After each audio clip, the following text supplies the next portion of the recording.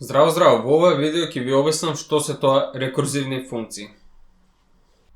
Значи, процесот во кој една функција се повикува самата себе си се нарекува рекурзија и таквата функција е позната како рекурзивна.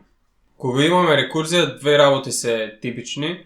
Прво е дека функцијата се повикува самата себе си, а втората работа е дека мораме да имаме некој основен случај, тоест услов за крај, во кој момент ќе ни заврши рекурзијата. Доколку ни фали овој услов, тогаш ќе имаме бесконечна ресурсија. Ако ни фали овој услов, тогаш ќе имаме бесконечна рекурзија и евентуално ќе ја потрошиме целата меморија и тоа ќе доведе до хаос. Добро, може би не хаос, ама сигурно ќе ви крашне програмата. Значи, со рекурзијата целата поента е еден проблем да се подели на повеќе слични, помали проблеми. Раздели па влади, тоа е идејата. И обично се користи за изменување на дрва, но ова ќе ви го објаснам некогаш во иднина. Секоја рекурзивна функција може да се напише итеративно со помош на циклуси, for или while. Исто важи и обратно, секој итеративно решение може да се реши со рекурзија. Мислам дека доста беше од некоја општа теорија. Ајде да видиме сега конкретен пример. Еве пример за степен на даден број. Еве функцијата што ќе ни го пресмета итеративно. Значи, како се пресметала степен на даден број, имаме основа и имаме експонент. Основата се множи само со себе онолку пати колку што е експонентот. Значи, ако имаме 2 на 5, 2 ќе се множи сам со себе 5 пати. А ваму, во оваа функција, значи, пушуваме од 1, бидејќи ќе имаме множење. Ако ставиме 0, ќе ни врати 0 и тоа не чини. И множиме се дори не стигнеме до експонентот. Кога ќе завршиме со циклусот, го враќаме резултатот. И тоа е тоа.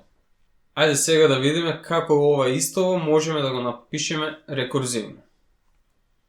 Значи, прво ќе почнеме од основниот случај. Тоа ни е условот за крај. Значи, во кој момент сакаме да ни заврши рекурзијата? Во овој момент сакаме да ни заврши кога експонентот ќе стигне до 0.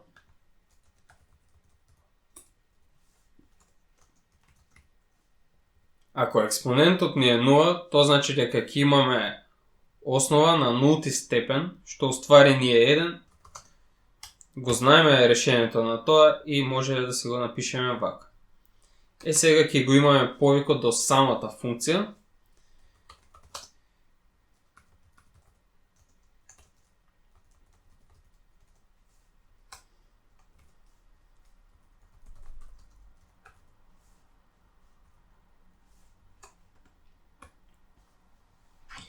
И мислам дека ова е тоа. Ајде да провериме. Добро, треба 32 да добиеме.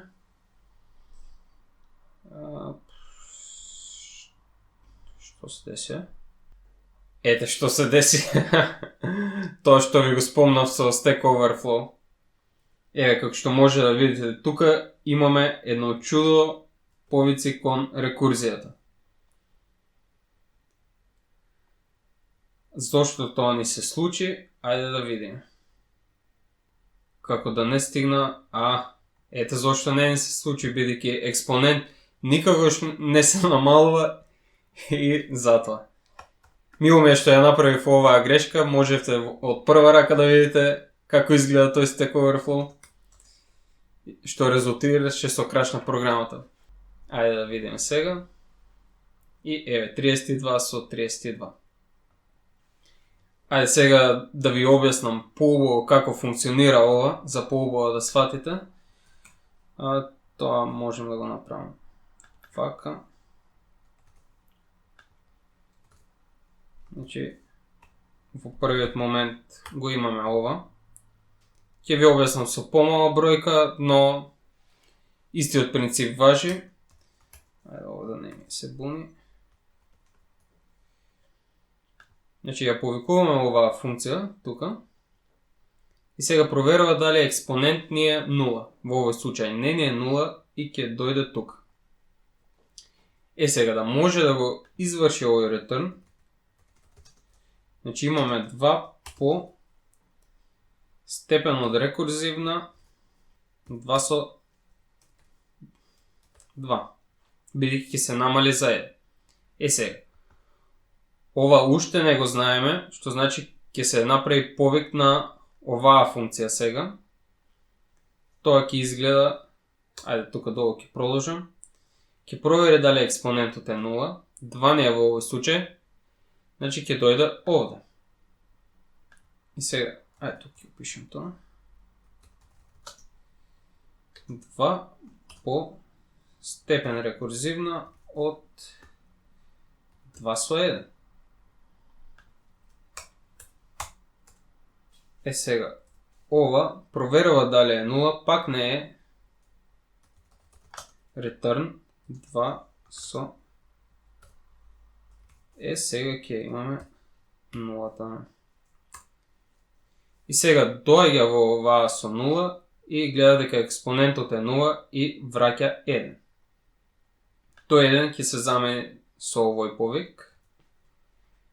Сега ово можеме да го пресметаме, ова ќе ни биде 2, што значи дека оваа тука ни вратила 2. Сега можеме и ова да го пресметаме, што значи дека ова ни вратило 4 и сега можеме целата рекурзија да ја пресметаме, што ќе ни врати 8. Значи 2 на трета е 8.